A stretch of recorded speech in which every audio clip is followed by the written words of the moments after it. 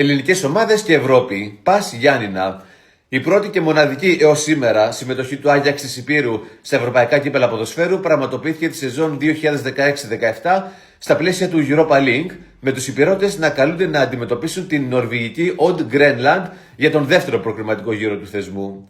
Στον πρώτο αγώνα που διεξήχθη στα Γιάννενα, ο ΠΑΣ ήταν καταιγιστικός και με τέρματα των Μιχαήλ, Ναδάλες και Ακώστα έκαμψε την αντίσταση των φιλοξενουμένων και με ένα καθαρό 3-0 έβαλε τις βάσεις για την πρόκριση.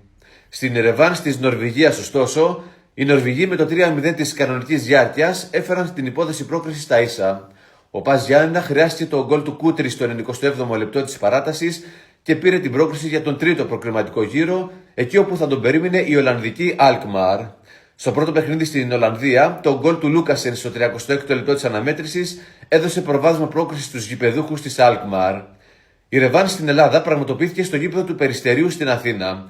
Αν και το γρήγορο γκολ του Κόντε έφερε τα δεδομένα πρόκρισης στα ίσα για τον ΠΑΣ Γιάννηνα, οι Ολλανδοί αντέδρασαν γρήγορα και με δύο τέρματα από τους Σόουζα και Λούκασεν στο 21ο και 36ο λεπτό αντίστοιχα πήραν το προβάδισμα στα χέρια τους και με σκορ 1-2 πήραν την πρόκριση.